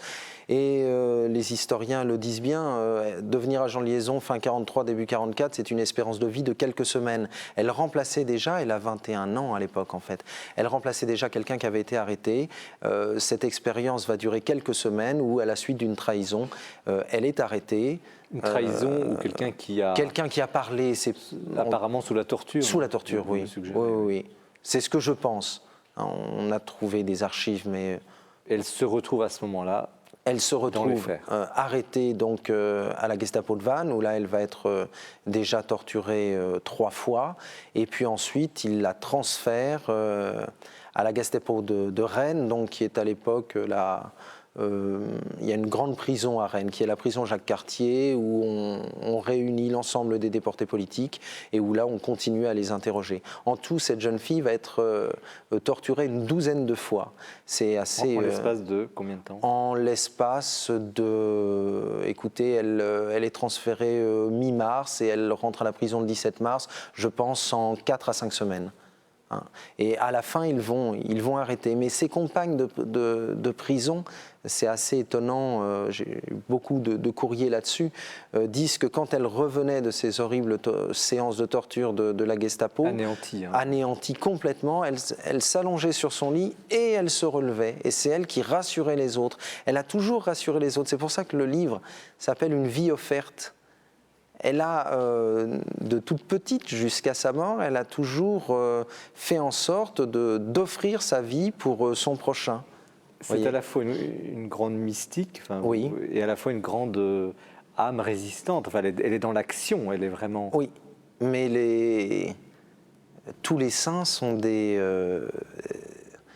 êtres d'intérieur avant d'être des hommes d'action, comme Don Bosco par exemple. En tout cas, elle est soucieuse dans la prison, vous racontez de détails, où pour aider, avec rien, elle arrive à aider des compagnons. Oui, elle aide ses compagnes, elle les rassure, elle chante des chants scouts, elle a beaucoup d'humour, elle a énormément d'humour.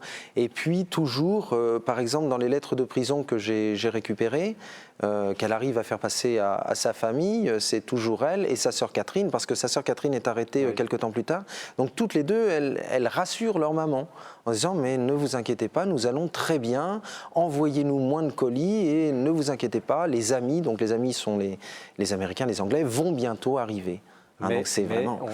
elle monte dans un train. Voilà, elle monte dans un train, la prison de Rennes est bombardée, et puis les déportés parviennent, on ne sait comment, à briser les portes de la prison. On croit que les Allemands vont les laisser partir, et puis là, il y a une énigme aussi pour l'historien. Les Allemands, en cet été 1944, vident les prisons françaises et organisent ce qu'on appelle les derniers convois. Il y en a qui partent de Compiègne, dont sont déportés les sœurs du colonel Rémy, justement vers Ravensbrück, d'autres de la région parisienne, Clermont-Ferrand. également. Et puis ce dernier convoi de Rennes, 1500 personnes environ dans les deux convois qui se réuniront dans la région d'Angers, 500 soldats allemands pour les surveiller, et puis 30 à 40, comme on peut l'imaginer, par wagon à bestiaux, jusqu'à...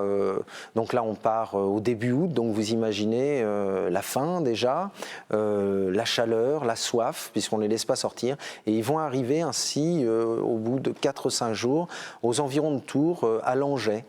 Alors, ce n'est pas la direction la plus directe pour l'Allemagne, mais il faut tenir compte des ponts qui ont été abattus et le train ne parvient pas à passer la Loire.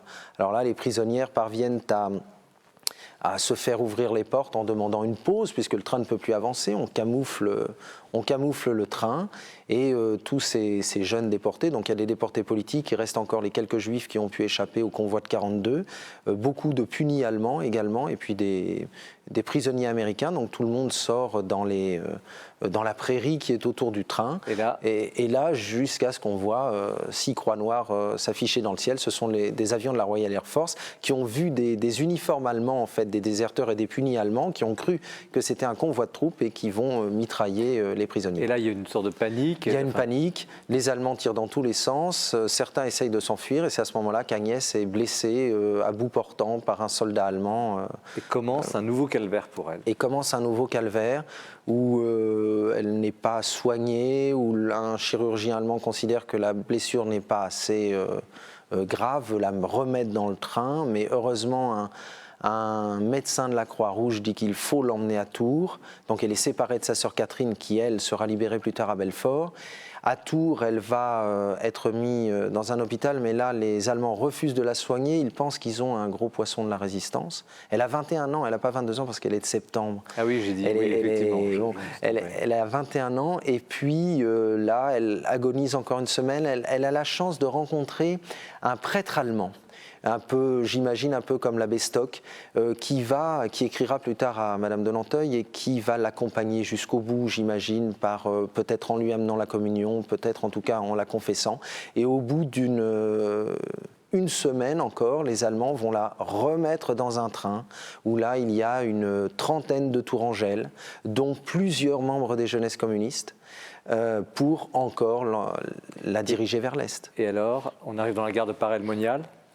Dans la gare de Paray-le-Monial, alors elle va décéder le 13 août 1944, donc des suites de sa blessure, puisque la gangrène s'est mise dans la blessure.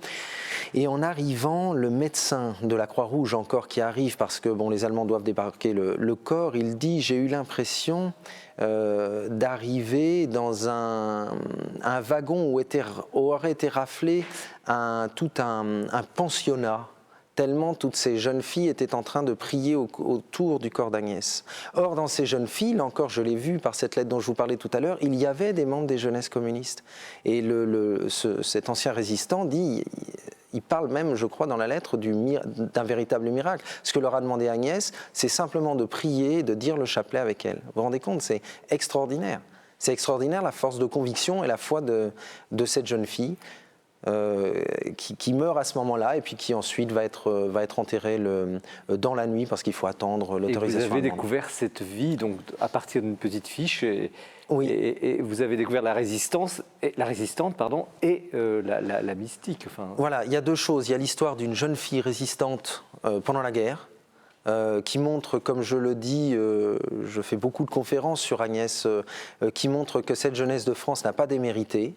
Que beaucoup de ces jeunes, justement, ont dit non à un moment ou à un autre, et beaucoup de catholiques, justement, dans la même région, il y a le bienheureux Marcel Callot, à Rennes, et puis, donc, cette jeunesse n'a pas démérité, et on a ici une forme de résistance, en effet, historique, et en même temps, la vie d'Agnès, c'est une grande conversion spirituelle. Est-ce que la France l'a vraiment reconnue ? Oui, assez tôt. Assez tôt, d'abord de manière privée, des jeunes filles ont voulu s'identifier à elle. Dès 1946, on a une équipe de guides aînés, des guides de France, qui portent son nom.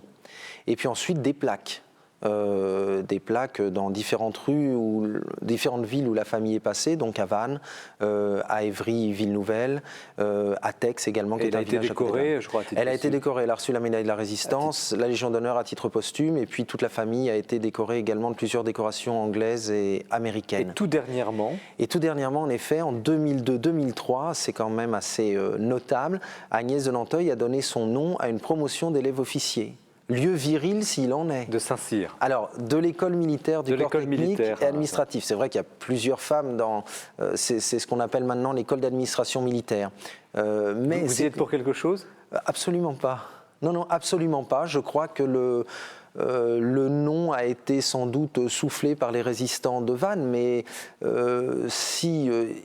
il y a plein d'exemples qui peuvent servir de modèle pour les jeunes officiers. Non, non, pas du tout. En quoi cette vie vous a marqué? Enfin, cette découverte, parce que quand on le livre, on n'a pas l'impression que vous l'avez découverte presque par hasard. Mais vous en parlez avec beaucoup de respect, presque oui, une certaine admiration. Ah oui, totalement. C'est une jeune fille simple. C'est ce que disent les jeunes filles qui la choisissent comme marraine en 1946 et les jeunes filles d'aujourd'hui auxquelles je la présente, les jeunes garçons aussi. C'est une jeune fille simple parce que ce qu'elle écrit dans ses lettres, ce qu'elle dit dans ses carnets, c'est abordable par tout le monde. Et la sainteté est abordable par tout le monde. Alors, elle n'est pas sainte, elle n'est pas bienheureuse, rien de tout ça. À ce propos, est-ce que l'Église reconnaît quelque chose ou va reconnaître? Pour l'instant, non. C'est vrai que beaucoup de prêtres m'ont posé la question, mais là, ce n'est pas à moi de le dire, j'allais dire. Je pense que évidemment, elle n'est pas morte martyre. Martyre de la résistance peut-être, mais j'aime pas le terme parce qu'il est dévoyé. Mais, pourquoi? Parce que le terme de martyr est un terme, à mon avis, beaucoup plus religieux que politique. Et surtout en ce moment, il peut être utilisé un petit peu n'importe comment. Au début, on l'a qualifié de martyr dans les premiers journaux résistants. Mais en tout cas, on ne peut que constater l'héroïcité de ses vertus. La foi, l'espérance et la charité. Père, qu'est-ce que vous inspire cette vie? Écoutez, on ne peut être que sans voix devant une telle vie qui mériterait vraiment d'être connue, que les jeunes filles d'aujourd'hui se rendent compte aussi que c'est le fruit de toute une éducation. C'est ce qui me frappe beaucoup. Ce sont de purs produits d'une éducation où la dimension chrétienne était première, pas de doute, avec cette question du sacrifice quand même. Au fond, on pourrait dire que des parents sont capables de fabriquer des héros. C'est extraordinaire, il faudrait que tous les parents de la Terre puissent se le dire. Mais la part, c'est peut-être un peu gênant aujourd'hui dans la mentalité actuelle, cette part de volonté, de dépassement de soi. Alors, où est cette part et où est la grâce? La grâce, si vous voulez, il faut que chaque être coopère avec la grâce. La grâce, c'est la présence de Dieu dans l'être. C'est Dieu qui nous fait vouloir ce qu'il veut, qui nous fait aimer comme il aime, qui nous fait penser comme il pense, qui nous fait parler comme il parle. C'est ça l'œuvre de la grâce, à l'intérieur de nous-mêmes. Alors cette jeune fille, c'est sûr, elle a été mue par la grâce. Cette grâce est venue en quelque sorte perfectionner sa propre volonté humaine et la pousser très très loin jusqu'au sacrifice d'elle-même. C'est en ce sens qu'elle se rapproche énormément même d'un Maximilien Kolbe. Ce sont des êtres qui ne réfléchissent même plus, si je puis dire. Ils sont complètement mus par Dieu. Alors, ce débat volonté-non-volonté, aujourd'hui, il faudrait dire à tous que cette volonté, c'est une chance inouïe qui est donnée à l'homme, mais que cette faculté, elle doit être mue par la grâce. Il faut qu'on soit conscient que Dieu peut la traverser jusqu'à offrir un courage extraordinaire à la personne.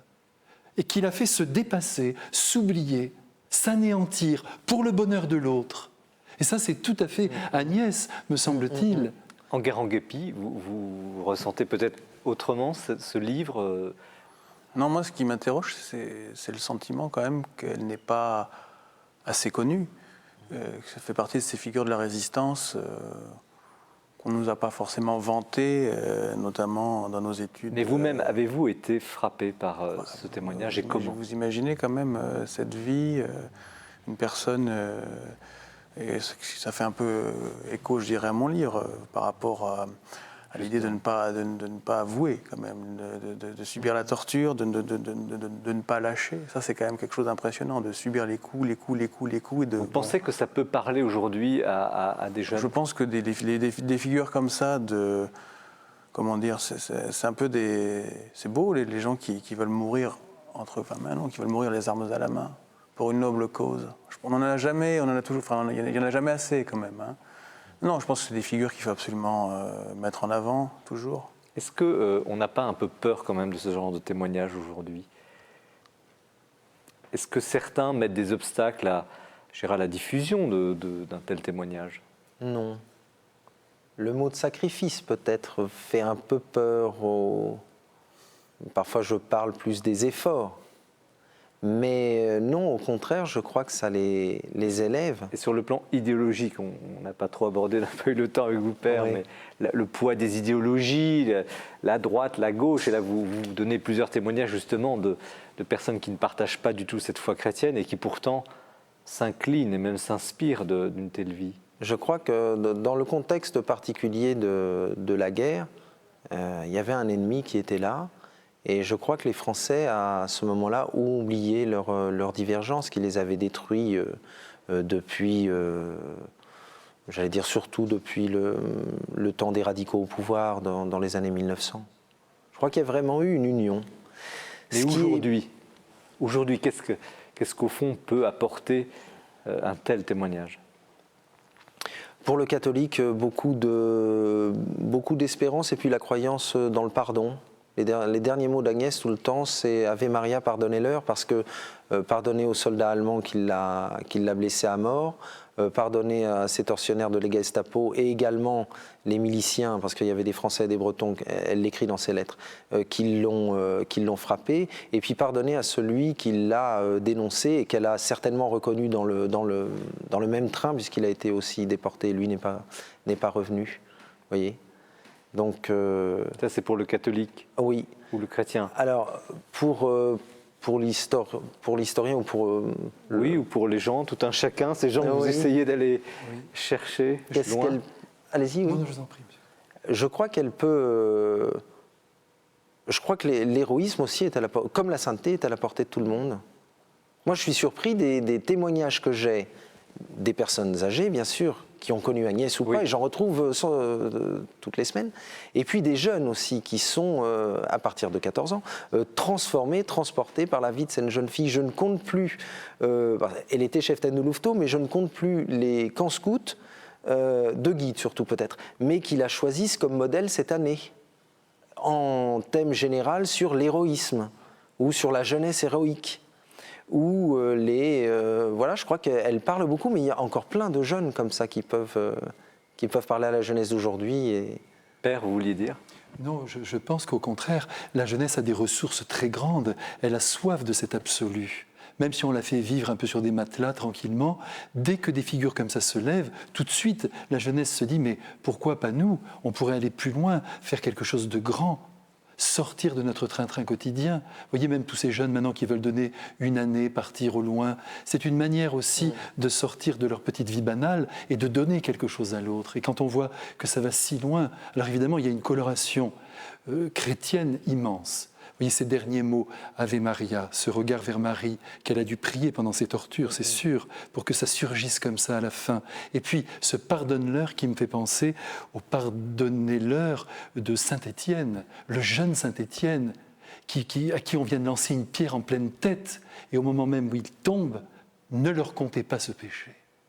Vous voyez, elle est tout à fait dans cette lignée, c'est une petite sainte, même si l'Église ne la reconnaît pas, elle l'est profondément. Et ça serait un film magnifique. Vous voyez, moi, en vous écoutant, je me disais, ça serait un film sensationnel. Alors, qui va faire le scénario? C'est bien, vous, Enguerrand. Vous êtes désigné d'office. Hein. Moi, la mise en scène. Hein. Vous, la mise en scène. Et la musique aussi, Père. Ah oui, et la musique. Et vous, et moi, le conseil historique. Ben voilà, on se retrouve dans un an pour un scénario sur la vie d'Agnès de Nanterre. En tout cas, on a passé avec vous trois une magnifique soirée et je vous remercie de ce que vous avez écrit et de ce que vous avez pu dire ce soir sur ce plateau. Donc, Christophe Carichon, à l'occasion de cette biographie d'Agnès de Nanteuil, 1922-1944, une vie offerte, donc à 21 ans et non pas à 22 ans, comme je l'ai dit injustement, une très jolie fille et très forte femme et une très belle âme. Donc chez Artege, Enguerrand Guépy, donc un roman, votre premier vrai roman, L'Éclipse, donc c'est ces 3 jours, on n'a pas parlé du tremblement de terre, mais cette éclipse de l'espérance, au fond, après la mort du Christ et avant sa résurrection, aux éditions de l'Œuvre. Et vous, Père Michel-Marie Zanotti-Sorkin, Homme et prêtre, tourment, lumière et confidence, un livre interview aux éditions Ad Solem qui retrace votre itinéraire et j'espère que cette conversation pourra donner à chacun de vous l'envie de lire, en tout cas de découvrir ces livres. Merci encore de ce que vous avez pu dire et de l'essentiel, parce que je crois qu'on a touché là des points extrêmement profonds. Merci également à vous toutes et à vous tous de votre attention, de votre fidélité à cette émission qui est un vrai plaisir à animer. Vous savez que vous pouvez la retrouver sur les différents sites, Le Jour du Seigneur, KTO bien sûr, et puis La Procure. Nous nous retrouvons dans un mois pour une nouvelle émission et je vous souhaite à toutes et à tous une excellente soirée et une très bonne lecture. Au revoir.